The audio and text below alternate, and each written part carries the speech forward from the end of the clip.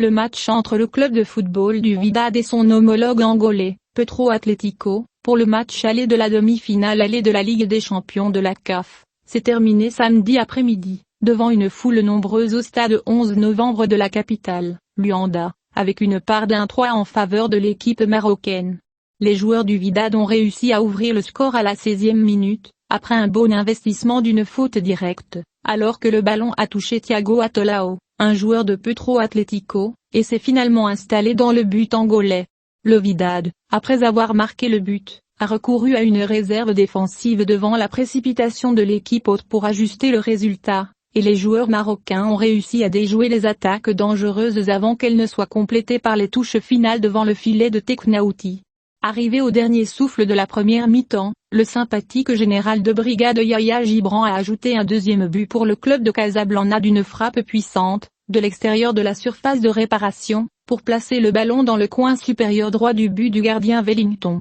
Petro Atlético a entamé le deuxième tour avec une réaction dangereuse qui a failli se solder par un but contre le Wydad, alors qu'un tir a touché le poteau gauche du but d'Al-Taknaouti, à la 48e minute. Puis le ballon a franchi quelques centimètres au-dessus de la barre transversale lorsque l'Angolais l'attaque l'a récupéré et a terminé la tentative. À la 55e minute, Badi Owook rate le match, après un rapide rebond offensif des joueurs du Wydad, car il reçoit le ballon dans une position éloignée de la pression des défenseurs adverses, mais il a frappé le ballon à l'extérieur du cadre du but, échouant à ajouter le troisième but. À la 65e minute, le gardien Al-Taknaouti a dû intervenir avec succès pour éviter de faire trembler le filet du Wydad lorsqu'il a utilisé ses poings pour retirer un tir dangereux de la ligne de but, gardant le représentant du football marocain en Ligue des Champions devant avec un doublé net.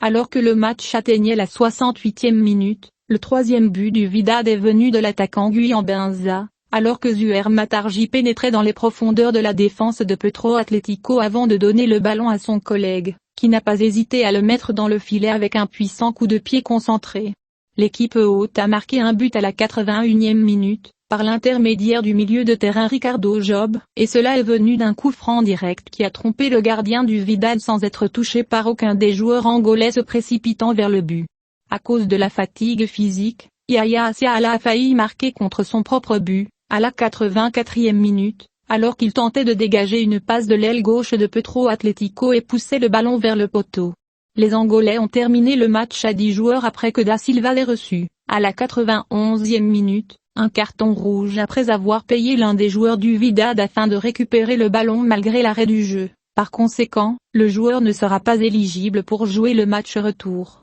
Il convient de noter que l'équipe angolaise a battu le Wydad 2-0 au deuxième tour des quatrièmes matchs de groupe de la Ligue des Champions, cette saison, avant que le Wydad ne s'impose 5-1 au dernier tour de la compétition en phase de groupe. Les deux équipes devraient se retrouver, lors du match retour de la demi-finale retour de la Ligue des Champions d'Afrique, samedi prochain, sur la pelouse du complexe sportif Mohamed V de Casablanca, dans une quête de l'équipe marocaine pour boucler le parcours vers la couronne continentale.